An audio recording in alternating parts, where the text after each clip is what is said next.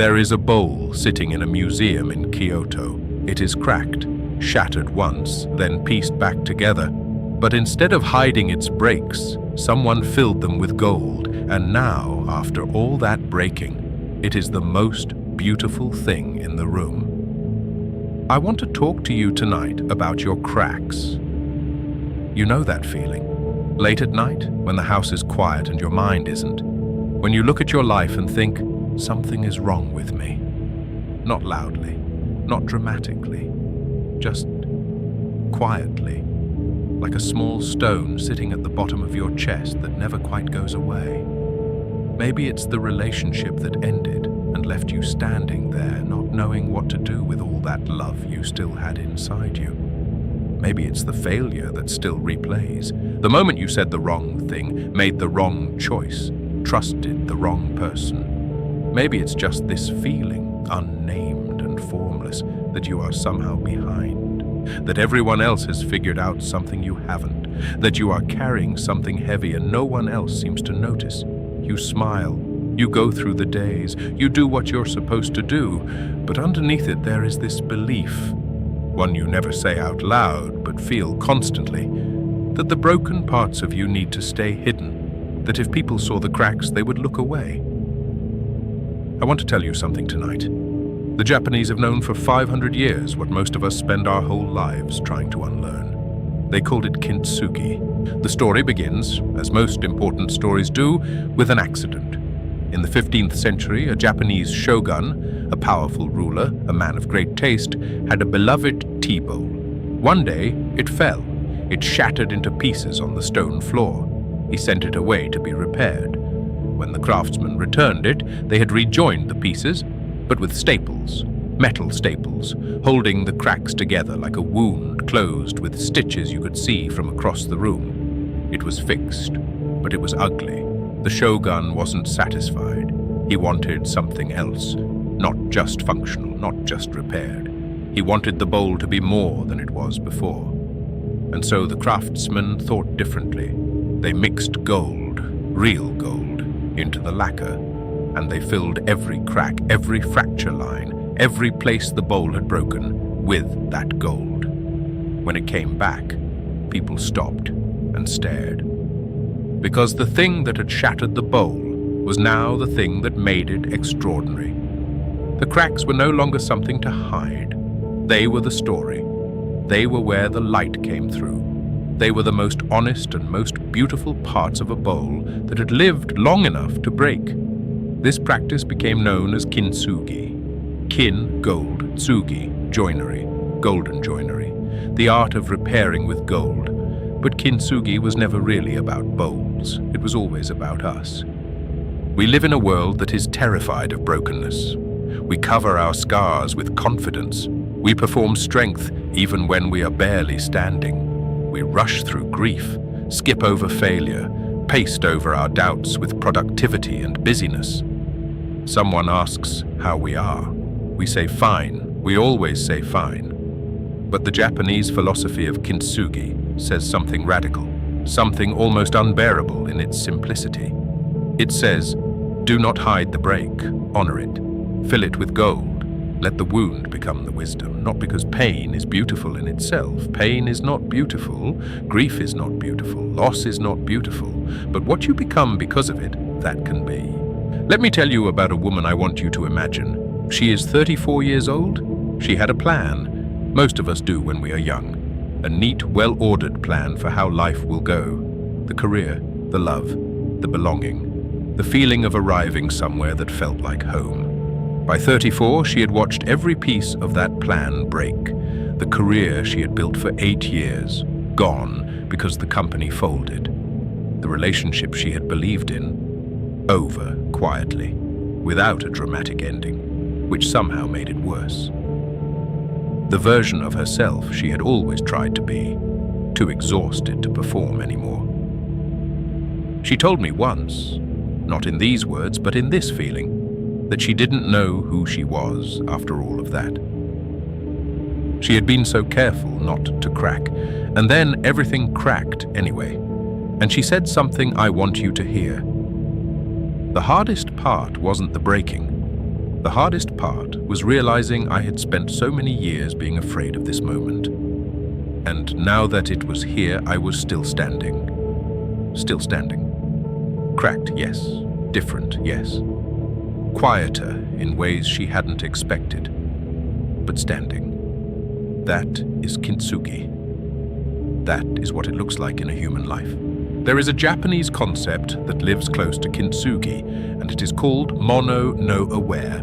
It means, very simply, the bittersweet awareness that everything passes. The cherry blossoms fall, the season turns, the child grows up, the moment ends. And in Japanese philosophy, this is not a tragedy. It is where the beauty lives, because things that last forever don't move us. It is the things that are fragile, temporary, cracked, impermanent. Those are the things that break our hearts open. Those are the things we remember. Your wounds are like that. The version of you that has never been hurt has never been truly alive. The version of you that has broken and rebuilt, that person knows something. That person has a depth to them that safety and comfort could never have built. And the world needs that depth. I want to be honest with you here, because this is the part where philosophy can become hollow. Kintsugi is not a trick to make you feel better quickly. It is not a reframe. It is not a mantra. It is not something you write on a sticky note and put on your mirror. It is a practice, a slow, patient, lifelong practice of learning to look at your own life without flinching. And it begins with a single uncomfortable step. You have to stop calling your wounds shameful. Practice 1. Name the wound. Think about the things you hide, not the surface things, not the bad haircut or the embarrassing moment at a party, the deeper things, the place where you feel most like a failure, the relationship you grieve in private, the dream you stopped talking about because it hurt too much to keep hoping, the part of your past that you have never told most people because you are afraid of what they would think. Those things, the ones that sit in the dark. The first practice of Kintsugi is this: name it, not loudly, not to the whole world, but to yourself in honesty. Sit quietly. The Japanese value silence in a way our modern world has forgotten. And ask, where am I broken? Not in self-pity, not in shame, simply as an honest inventory. The way a craftsman looks at a shattered bowl and doesn't weep over it, but studies it, sees which pieces are there, understands what he is working with. You cannot fill a crack with gold if you have never admitted the crack exists. Practice 2. Stop trying to go back. The second practice is harder. It is to stop trying to go back. This is the thing we do. We shatter, and our entire energy goes into trying to reassemble the original shape. We want to be who we were before. We want the version of our life that existed before the loss, before the failure, before the breaking. But the bowl cannot go back to being unbroken. That version of it is gone. And the craftsman who practices Kintsugi does not try to make it look like it never broke. He does not sand down the cracks and pretend. He fills them with gold. He makes the difference visible. He says, "This bowl broke, and it is still here, and now it is more. The marriage ended. You will not be the person who never had that marriage, never had that love, never had that loss. That person is gone, but you are becoming someone who loved deeply enough to grieve. Someone who knows what it costs to trust another person, someone whose tenderness, going forward, will have weight behind it. That is gold in the cracks. Practice 3. Shogunai. Accept what cannot be changed. There is a Japanese word, shogunai, that is often translated as "it cannot be helped." But it is not resignation, not passivity, not giving up. It is a quiet, clear-eyed acceptance that some things are outside your control, and that fighting against reality only exhausts the person fighting.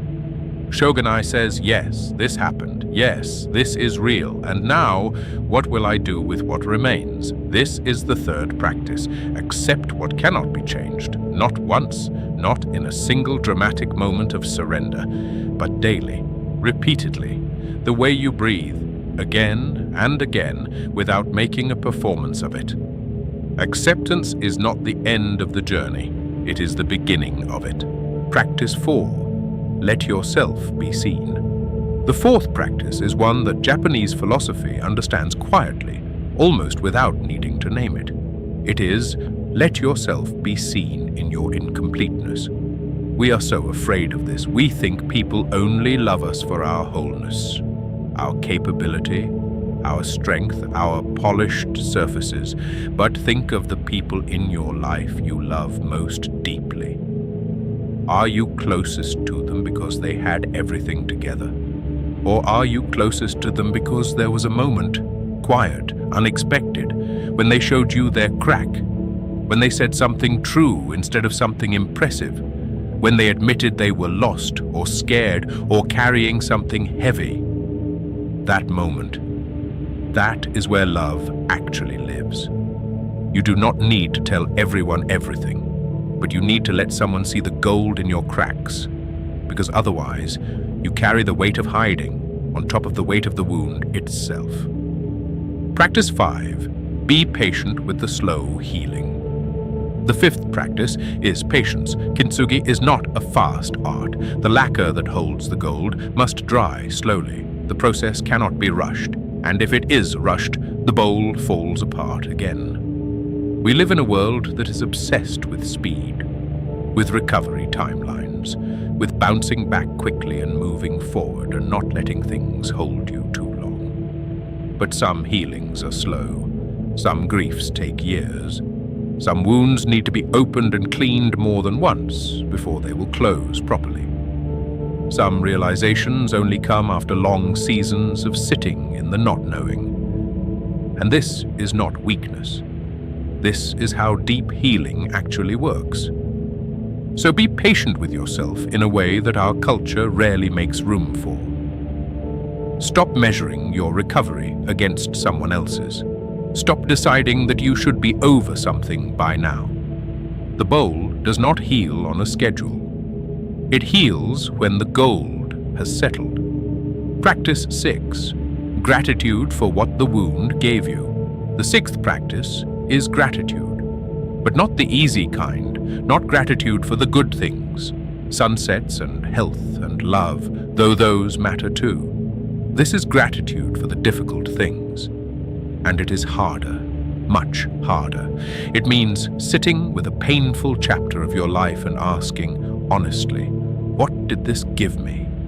Maybe the illness gave you a relationship with your own body you had never had before.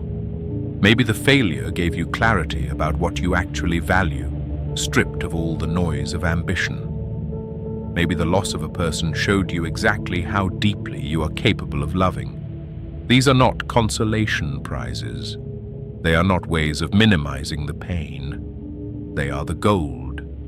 You do not have to be glad the breaking happened, but you can be grateful for what grew in the broken place. I want to tell you about a tree. In Japan, there is a practice of growing trees called bonsai, but bonsai is not really about making trees small. It is about taking a tree through time, through seasons of stress and rest, through careful shaping and patient waiting, until its entire history is visible in its form. The most beautiful bonsai trees are not the ones that grew perfectly and without resistance.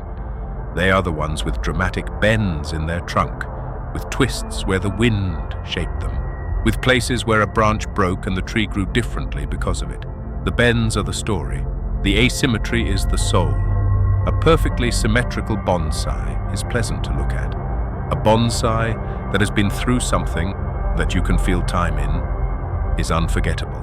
You are that tree. Every loss you have carried. Every time you rebuilt after something ended. Every morning you got up when you didn't want to. Every quiet act of surviving. All of it is written in you. All of it is your shape. And someone, somewhere, will look at you and feel the depth of that. Will sense the history without needing to be told, will feel less alone in their own bending because they can see that you have bent and did not break permanently. Let me tell you how to begin. Not someday, but now, gently, in the days ahead. Start by keeping a small journal. not a diary of events, but a journal of what you are learning from your wounds. Each night, one question. What is this difficulty teaching me that ease never could? Write it simply.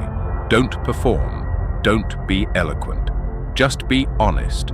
Do this for 30 days. At the end of 30 days, read what you wrote.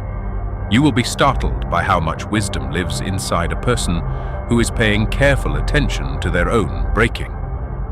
The second thing, find one person in your life, just one, and tell them one true difficult thing.